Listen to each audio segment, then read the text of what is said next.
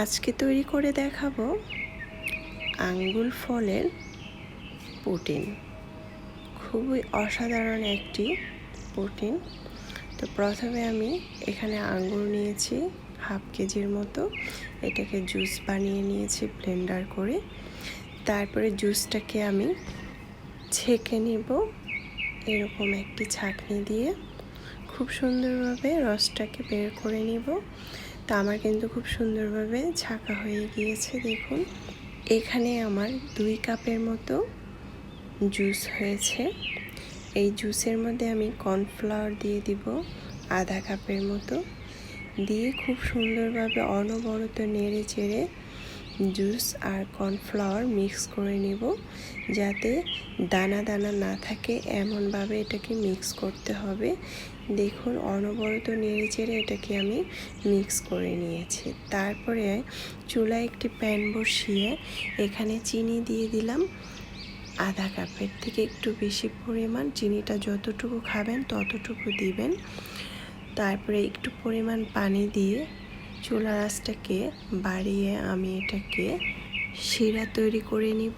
অনবরত নেড়ে চেড়ে, যেহেতু আমার চুলার আঁচটাকে বাড়ানো আছে তাই অনবরত নেড়ে চেড়ে দিতে হবে নিচে যাতে পুড়ে না যায়। দেখুন খুব সুন্দরভাবে কিন্তু শিরাটা তৈরি হয়ে গিয়েছে। আঙ্গুল দিয়ে এভাবে দেখতে হবে যে এটা আটা আটা হয়েছে কিনা।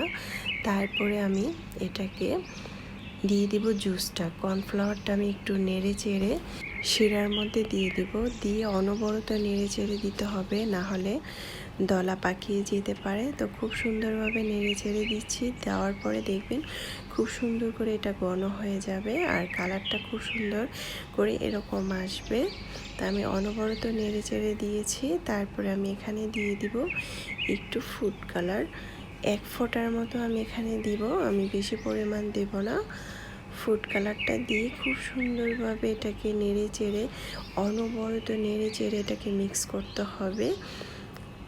চুলার আঁচটাকে ধরিয়ে এটাকে মিক্স করতে হবে, নাড়তে হবে। দেখবেন খুব সুন্দরভাবে কালার চলে আসবে। তা আমি এটা খুব সুন্দর করে কিন্তু রান্না করে নিয়েছি। দেখুন ঘনটাও হয়েছে। এখন আমি এখানে দিয়ে দিব ঘি 1 টেবিল চামচ। ঘিটা দিয়ে আমি আবারও এটাকে অনবরত নেড়ে চেড়ে এটাকে মিক্স করে নিচ্ছি। এটা কিন্তু ঠান্ডা হলে জমে যাবে খুব সুন্দর করে। আমার এটা কিন্তু খুব সুন্দরভাবে রান্নাটা হয়ে গিয়েছে। আশা করছি রেসিপিটি ভালো লেগেছে। ভালো লাগলে অবশ্যই চ্যানেলটা সাবস্ক্রাইব করে লাইক দিয়ে পাশে থাকবেন। দর্শক বেশি বেশি ভালো থাকবেন, খাবার কখনো অপচয় করবেন না। আমরা কিন্তু এক এক দিন এক এক রকম করে বাসায় তৈরি করতে পারি যে কোনো খাবার।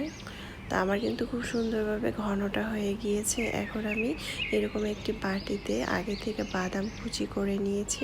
আপনারা চাইলে এখানে দিতে পারেন তিল। তা আমি গরম থাকা অবস্থায় এখানে ঢেলে দিলাম, ঢেলে আমি ঠান্ডা করে করার জন্য রেখে দিব। তো আমি 1 ঘন্টা পর চলে আসলাম। দেখুন খুব সুন্দরভাবে কিন্তু এটা জমে গিয়েছে।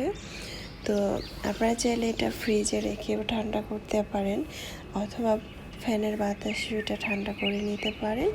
তারপরে আমি এটাকে উভুত করে এভাবে এটাকে ঢেলে নেব। তো আমি খুব সুন্দর করে দেখুন এটাকে পরিবেশন করে নিয়েছি। মাশাআল্লাহ দেখতে খুব সুন্দর হয়েছে, খেতে তো আলহামদুলিল্লাহ খুবই অসাধারণ একটি পুডিং। এটা খেতে অসম্ভব মজার হয়েছিল। বাসায় অবশ্যই ট্রাই করবেন। এখন তো বাজারে প্রচুর পরিমাণ আঙ্গুর পাওয়া যাচ্ছে। আমরা কিন্তু বাসায় এটা তৈরি করে বাচ্চাদেরকে খাওয়াতে পারি। বাচ্চা থেকে বড় এটা সবাই পছন্দ করবে।